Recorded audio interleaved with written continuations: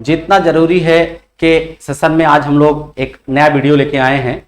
और आज का वीडियो है, अगर आप स्क्रीन पर देखोगे तो बाज के बच्चे छत पर नहीं उड़ते, ये टाइटल है।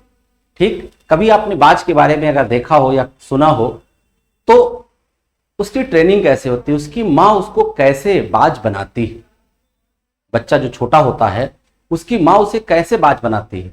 आज का जो वीडियो है ये हमारे भारत की माताओं के लिए है कि माताएं अपने बच्चे को चाहे तो बाज बना दें, चाहे तो उल्लू बना दें, चाहे तो उनको आलसी बना दें, चाहे तो उन्हें निकम्मा बना दें, और चाहे तो उन्हें राणा प्रताप बना दें, अब्दुल कलाम बना दें, वीर शिवाजी बना दें, अर्जुन बना दें, जो चाहें वो बना दें। तो ये वीडियो हमारा भारत की माताओं को समर्पित कि बाज की मां उसे कैसे ट्रेंड करती है, क्योंकि मां हमारी प्राथमिक गुरु होती, प्राइमरी लेवल पे जो सिखाती है वो हमको मां ही सिखाती है।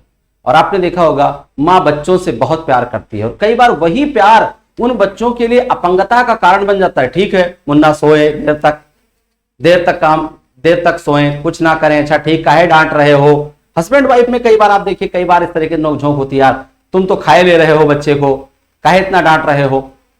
तो भारत की मां को ये वीडियो समर्पित है कि आप अपने बच्चे को बाज बनाएं, आप अपने बच्चे को उल्लू ना बनाएं, आप अपने बच्चे को आलसी ना बनाएं। लेकिन वो बाज बनाएंगे कैसे? भारत की मां अपने बच्चों को बाज कैसे बनाएंगे, वीर कैसे बनाएंगे, सपूत कैसे बनाएंगे, उसके बारे में थोड़ा सा हम लोग देखें। आइए आपको बाज के बच्चे की एक कहानी सुनाते हैं। ठीक है, बाज के बच्चे की एक कहानी के बारे में हम लोग बात करते हैं। ठीक है, सुनाते हैं। जब बाज का बच्चा बहुत छोटा होता है तो उसकी मां उसे लेकर 12 किलोमीटर ऊपर चली जाती है। ध्यान रखिएगा, मां कैसे अपने बच्चे को ट्रेंड करती है। 12 किलोमीटर ऊपर लेके चली जाती है, फिर वहां से उसको छोड़ देती है। वो बच्चा नीचे आता है और नीचे आता है और नीचे आता है। जब वो 10 से 15 मीटर रह जाता है तो बच्चा सोचता है कि अब मेरा जीवन नहीं बचेगा, क्योंकि वो उड़ना जानता नहीं। बच्चा बहुत फड़फड़ाता है, लेकिन बच्चा बहुत परेशान होता है। मां ये देखती रहती है, यानी मां बच्चे को ट्रेंड करती रहती है। वो जानती है कि हमारा बच्चा छत पर उड़ने वाला बच्चा नहीं है, हमारा बच्चा वायुमंडल में उड़ने वाला है, 10, 20, 15 किलोमीटर ऊपर उड़ने वाला बच्चा है। तो हमको उसी प्रकार से ट्रेंड करना पड़ेगा। जो मां चाहती है कि हमारा बेटा जीवन में नाम रोशन करे, हमारा बेटा आगे बढ़े, हमारा बेटा खूब पढ़े, हमारा बेटा जीवन में सफल हो, तो उससे मां को अपने बेटे को उस सफल व्यक्ति के अनुसार ट्रेंड भी करना पड़ेगा। ये नहीं कि वो 12 बजे तक सोए उसके बाद ट्रेंड हो जाएगा। इसलिए मां को अपने बेटे को सफल कराने के लिए इन बातों पर ध्यान देना होगा कि बाज की मां वो अपने बच्चे को कैसे ट्रेंड करती है।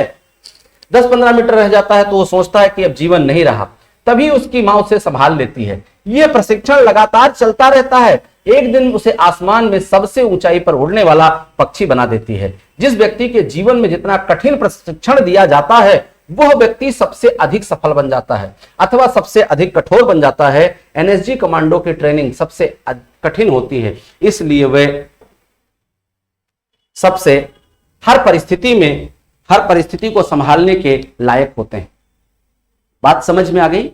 तो जिस प्रकार से, चूंकि प्राइमरी ट्रेनिंग हमारी मां ही हमको देती है, इसलिए कहा गया है। अब देखें, इनकी मां ने भी इनको जन्म दे करके, ट्रेंड करके, और आज ये बाज 10 से 15 किलोमीटर की ऊंचाई पर उड़ रहा है।